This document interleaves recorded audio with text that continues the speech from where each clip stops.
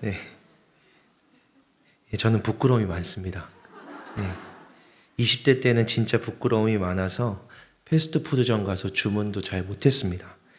징거버거에 토마토를 빼달라고, 빅맥에 피클을 빼달라고 말하고 싶은데 제가 토마토도 안 먹고 피클도 안 먹거든요. 근데 그 말이 나오질 않아서 토마토를 빼달라고 하면 가게 모든 사람들이 저를 쳐다볼 것 같은 그런 두려움이 있어서 그렇게 부끄러움이 많았습니다. 지금도 부끄러움이 많습니다. 아무것도 안 했는데 이렇게 웃으시면 부끄러운 거죠. 최근에 제가 좀 부끄러운 일이 실제로 또 있었습니다. 좀 지속 중입니다. 제가 매일같이 아침에 이제 청년들 묵상하는 라이브 방송을 매일 하거든요. 사무실 제자리에서 기타를 치면서 시작을 합니다. 어느 날 기타를 치려고 의자를 뒤로 딱 빼는데 의자가 균형을 잃고 앞으로 이렇게 확 넘어져가지고 바닥에 이렇게 떨어진 거죠. 무거워서요. 쿵 하고 소리가 났어요. 근데 마침 그날이 제가 의자를 샀다고 엄청 자랑했던 날이었습니다. 인터넷에 임원 의자, 뭐 폭탄 세일 이렇게 되어 있어서 이 정도면 사주는 게 예의다라고. 알고 보니 계속 세일 중이더라고요. 근데 아무튼 고급 의자라고, 내 임원은 아니지만 임원 의자에 앉았다고 막 청년들한테 자랑하고 이제 찬양을 하겠습니다 하고 저는 쾅 하고 넘어진 거죠. 의자에 이렇게 의자가 저를 덮쳐서 의자에 이렇게 막 깔려 있는데 제가 바로 그 이틀 전 토요일에 구약 성경 양육을, 그러니까 구약 성경을 양육하고 있었거든요. 청년교회에서. 그때 내용이 그거였단 말이에요. 엘리 제사장이 의자에서 떨어져가지고 너무 뚱뚱해서 의자에서 떨어져서 목이 부러져 죽었다. 제가 청년들한테 너무 뚱뚱하다 보면 의자에서 떨어지면 죽을 수가 있다. 근데 제가 의자에 깔려 있으면서 막 그 생각이 딱 스치는 거예요. 정돈하고 일어났는데 얼굴이 막 새빨개져 있고 부끄럽고, 그래도 지나가겠지. 이거 뭐 16명밖에 안 보는 건데 잊혀지겠지. 근데 성서일가 방송 딱 끝내는데 카톡이 막 와 있는 거죠. 청년들이 그 부분을 잘라가지고 짧은 동영상을 만들고, 어떤 애는 와, 그 순간에 그 짧은 시간에 음악도 넣고 자막도 넣어가지고 다음날 되니까 이 영상이 목장에 돈 거예요. 그래서 청년들이 고맙다고, 목사님 덕분에 묵상을 시작하게 됐다고.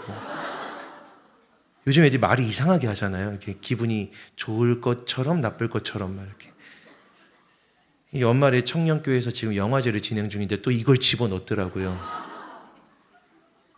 요즘 말로는 부끄러움이 이제 박제되었다고 하거든요. 영원히 고통받는다 막. 이거는 가벼운 거죠. 가볍고 우스운 부끄러움입니다. 진짜 여러분, 우리가 살다 보면 부끄러운 순간들이 있잖아요. 부끄러운 시간들 떠올리면 막 괴로운 시간들이 있습니다. 아담이 처음 범죄했을 때 느꼈던 감정이 부끄러움이었어요. 죄가 우리의 곁에 항상 있는 것처럼 부끄러움도 항상 우리와 같이 이렇게 지나가고 있습니다. 다윗도 지금 부끄러운 시간을 지나가고 있습니다. 그 시의 첫 마디가 이거죠. 나를 영원히 부끄럽게 하지 마소서라고. 근데 이 다윗의 부끄러움은 이런 가벼운 우스운 부끄러움이 아니라 운명이 걸린 지독한 부끄러움이었습니다. 지금 위험한 상황에 처해 있거든요. 이 대적들이 있습니다. 대적들이 다윗에 대하여서 그물을 쳤대요. 함정을 판 겁니다. 잡아뜨리려고, 넘어뜨리려고.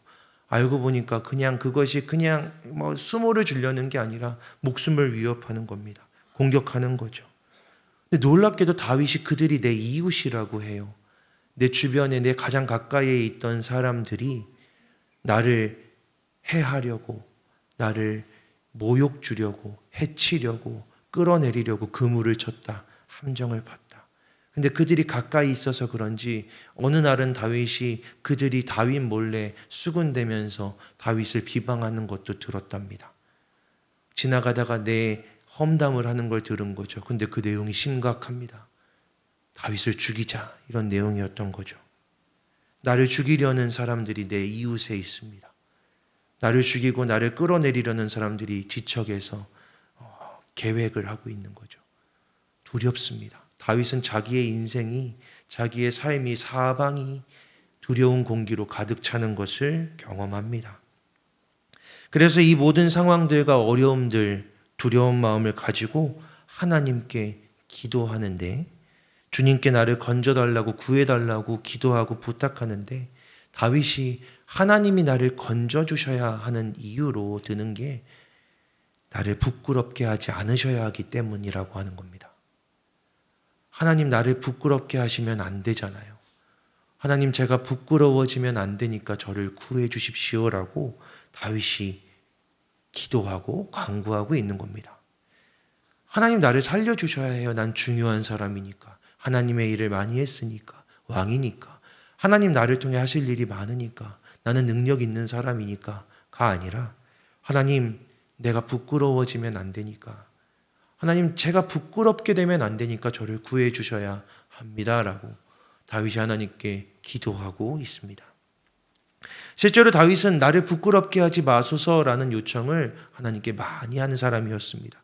시편 25편에서 내가 주를 의지하였사오니 나를 부끄럽게 마소서라고, 시편 119편 116절에서는 주의 말씀대로 나를 붙들어 살게 하시고 내 소망이 부끄럽지 않게 하소서라고, 다윗은 부끄럽지 않게 해주세요라는 기도를 하나님께 많이 드렸던 사람입니다.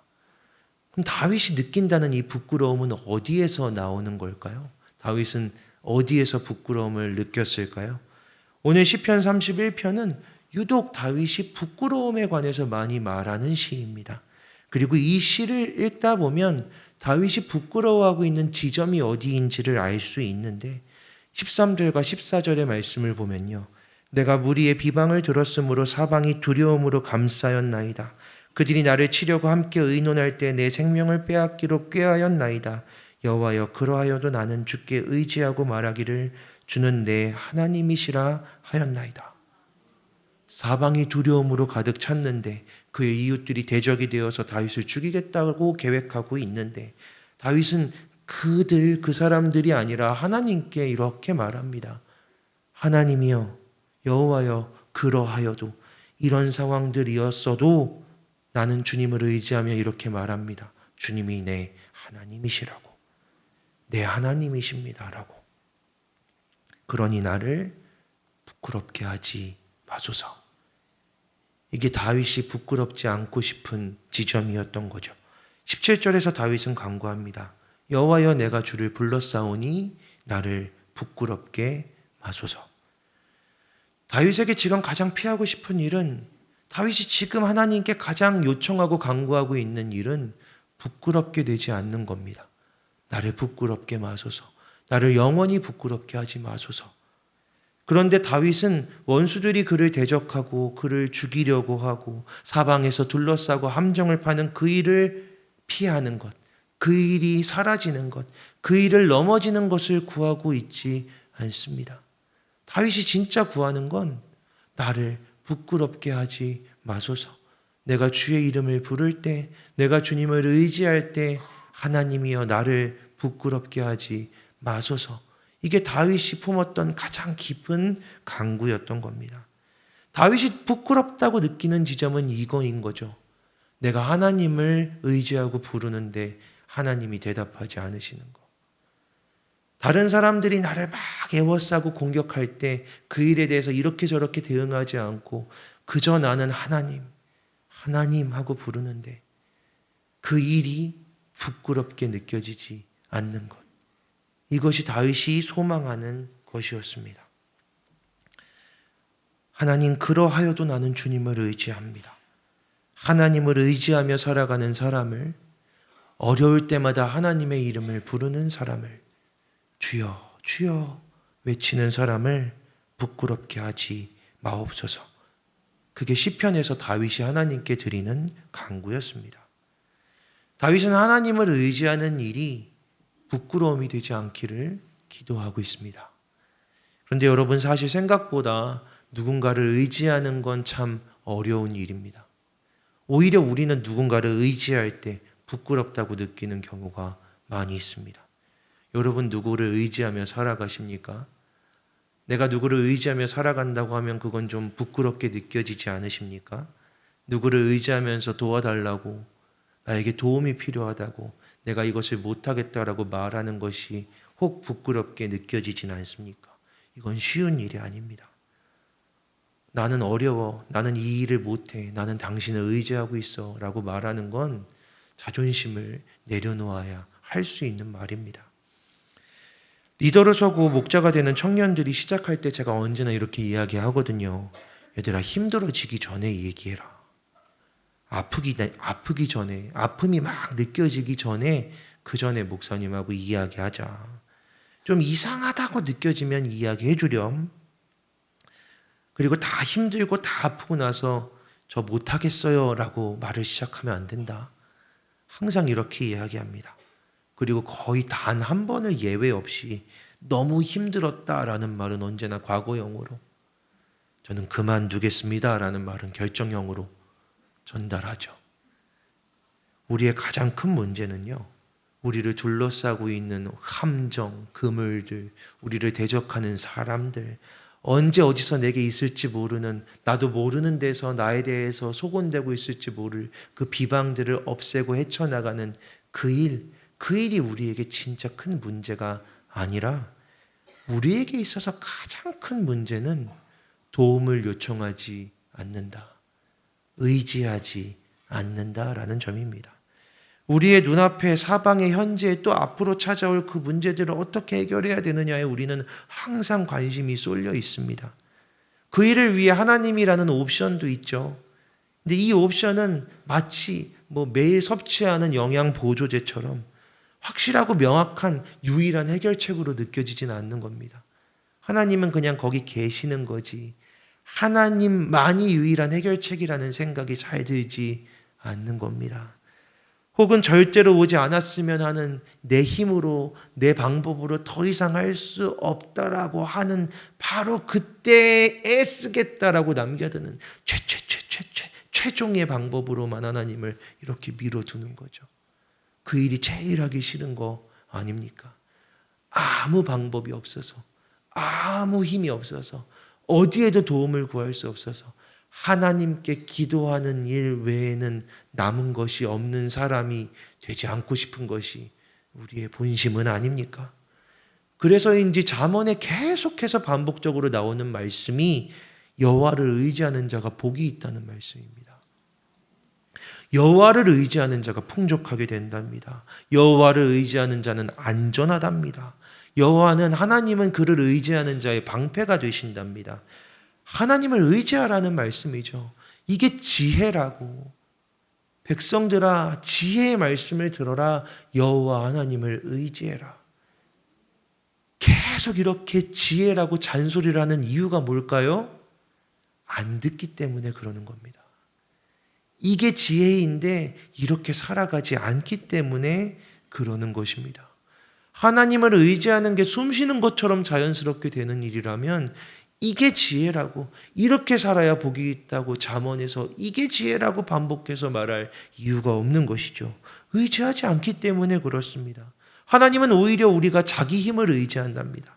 너는 너의 힘을 의지하며 살아간다. 너의 돈을 의지하면서 살아간다. 너의 우상을 의지하며 살아간다. 너의 인생을 의지하며 살아간다. 너의 관계를, 사람들을 의지하며 살아간다. 나를 의지하지 않는다. 이게 하나님의 계속되는 간청이죠. 우리는 누군가에게 의지한다, 의지합니다 라고 말하는 것이 좀 내가 부족하다고, 모자라다고 느껴지는 것 같습니다. 부끄럽게 느껴지는 겁니다. 그래도 너무 힘들고 고통스러우면 의지하죠. 도움을 구하기 마련인데 하나님은 항상 나중입니다. 하나님보단 다른 것들, 눈에 보이는 것들, 눈에 보이는 방법, 눈에 보이는 사람, 옆에 있는 사람을 의지하는 게 더 우선으로 느껴집니다. 오죽 하나님을 의지하지 않으면 하나님이 나를 의지하는 자에게 복을 주신다고 하시는 것 아니겠습니까?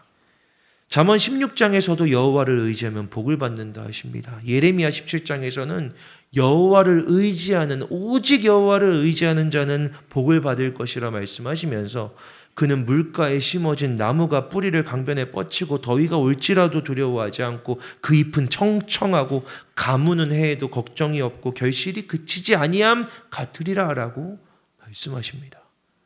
오직 여호와를 의지하면 너는 뿌리가 단단하게 내리고 이 세상이 다 가물어도 너는 잎이 청청하고 네 열매가 그치지 않을 거야. 그렇게 살아가고 싶습니다. 그렇게 살고 싶은데 여호와를 의지하는 사람의 반대는 어떤 사람이냐면 사람을 의지하는 사람이랍니다. 사람을 믿는 사람, 육신으로 그의 힘을 믿는 사람, 그리고 그 사람은 하나님 보시기에 마음이 하나님에게서 떠난 사람이라고 하시는 겁니다. 사람을 구하는데 사람을 찾는데 그는 사막에 홀로 서 있는 떨기나무 같고 건건한 땅에 살고 좋은 일이 오는 것을 사람이 오는 것을 보지 못하리라. 오직 나를 의지하는 자가 복을 받을 것이라라고 하나님이 말씀하십니다. 실제로 그렇습니다. 하나님을 의지하는 사람이 복을 받고 오히려 사람을 의지하고 사람을 찾다 보면 내가 외로이 사막 한복판에 서 있다고 느껴질 때가 있습니다. 20대 때에는 학비도 생활비도 되게 부족했는데 어떻게 알았는지 정말 고마운 사람들이 돈을 빌려주겠다고 연락을 먼저 해왔습니다. 햇살처럼 빛나서 햇살론이라고. 급한 거 아니까 최대한 빨리 현찰로 빌려주겠다고. 너무 고맙게 회사명도 러시앤캐시예요. 갑자기 전화가 와서는 못 보던 번호인데 막 돈 빌려주겠다고 어렵지 않으시냐고 연락을 많이 받았습니다. 저신용자, 신용불량자여도 혜택을 받을 수 있다고. 여러분 정말 놀라운 일이요. 돈을 빌려주는데 혜택도 준다는 겁니다.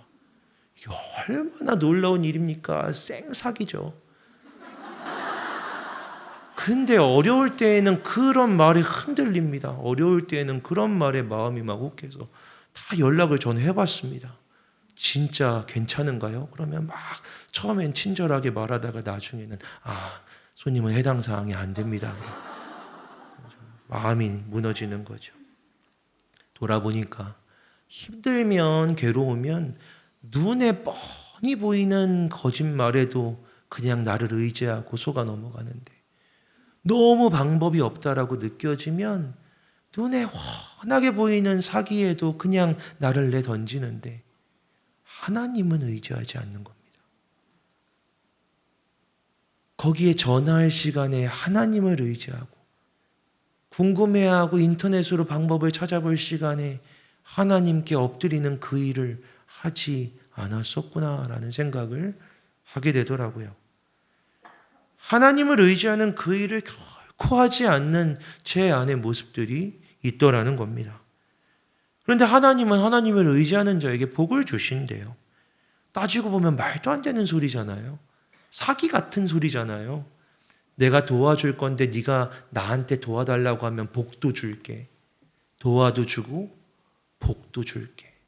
나를 의지한다고 하면 나한테 도움을 요청하면 내가 너를 풍족하게 해줄게. 도와줄 뿐만 아니라 너를 살려줄게.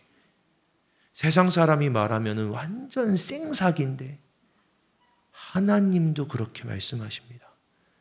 왜냐하면 하나님은 사랑하셔서 그런 겁니다.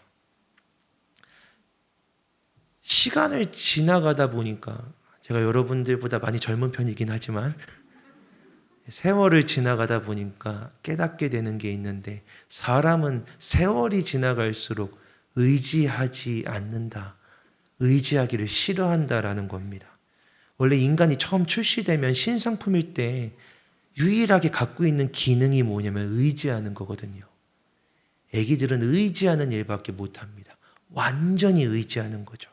그러다가 하나 둘씩 스스로 해나가면서 더 이상 의지하지 않게 됩니다. 그런데 여러분 그냥 의지하지 않는 게 아니라 애들을 보면 의지하는 걸 싫어해요. 불과 작년까지 이빨 닦는 거, 화장실 가는 거 모두 도와달라고 해달라고 이빨 좀 깎아줘라고 막 울부짖으면서 막 발버둥 치던 애가 아빠가 이빨 닦아줄까 하면 아니 저리 가. 이렇게. 싫어합니다. 어느새 옆에 누워서 아빠 이빨은 닦고 자는 거야? 항상 제 옆에 있어야만 잠이 들던 아이들은 어느 날 제 체온을 의지하며 잠자는 그 일을 부끄러워하겠죠. 아빠 없어도 잘 수 있어? 아빠가 너희들 잘 때 깨서 입을 덮어주고 있다.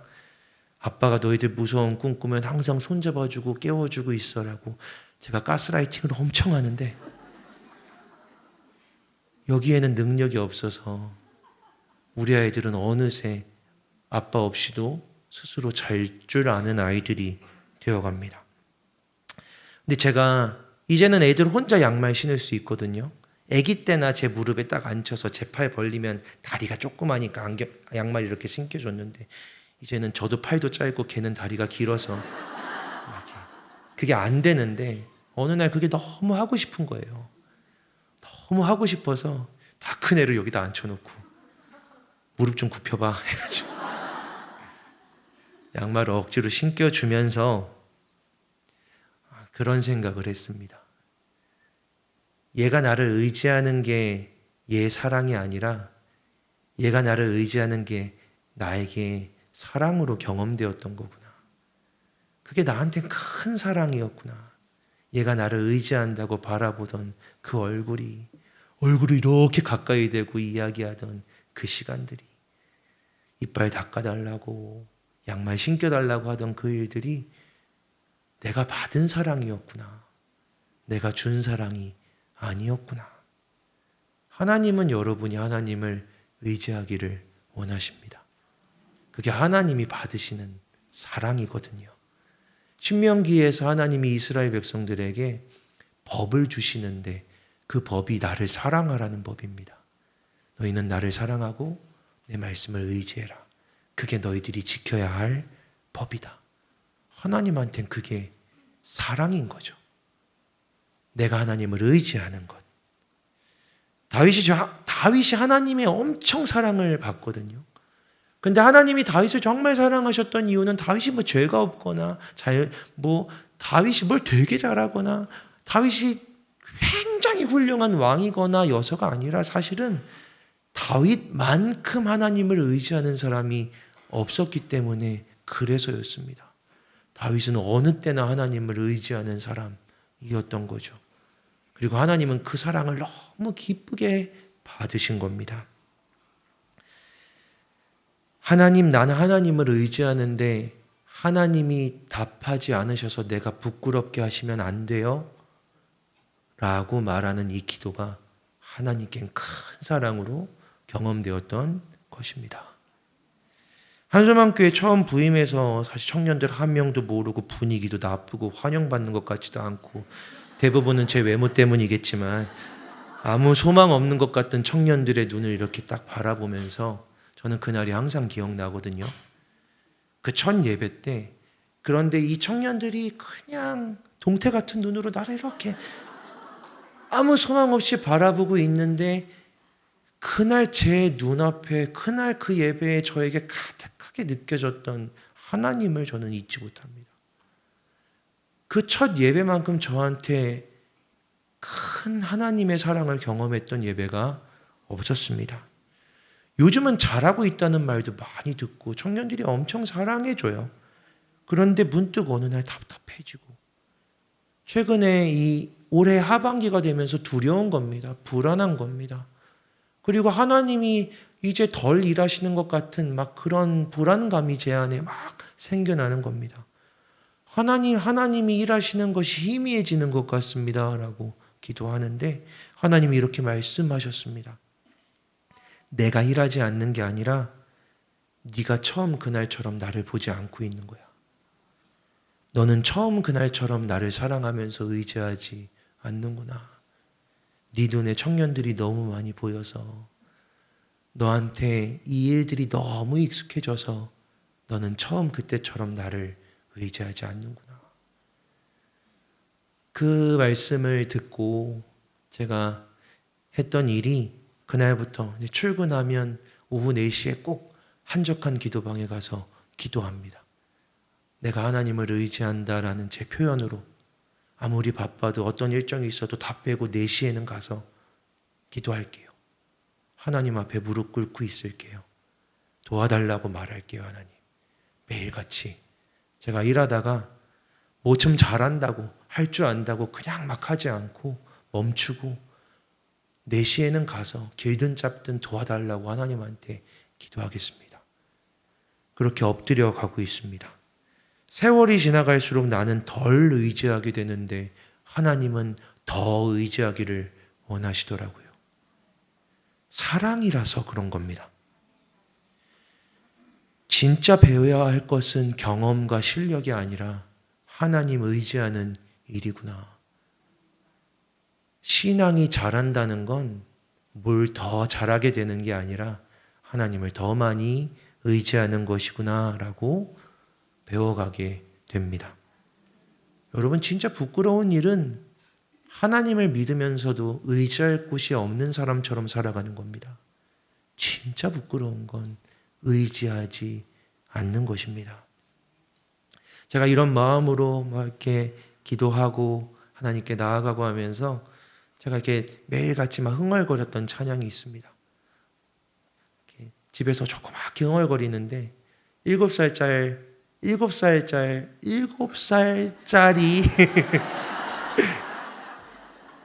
7살짜리 딸아이가 따라하더라고요. 하도 많이 들어서 이런 찬양입니다. 세월이 지나갈수록 의지할 것은 예수뿐일세.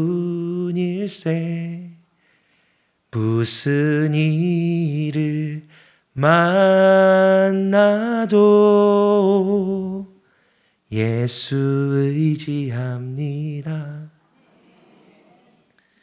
7살짜리가 세월이 지나갈수록 의지할 것은 예수뿐일세라고 하는데 아이의 머리에 손을 얹고 기도했습니다. 네 7살 때부터 세월이 지나 네가 할머니가 될 때까지 이 고백을 놓치지 말아라 라고.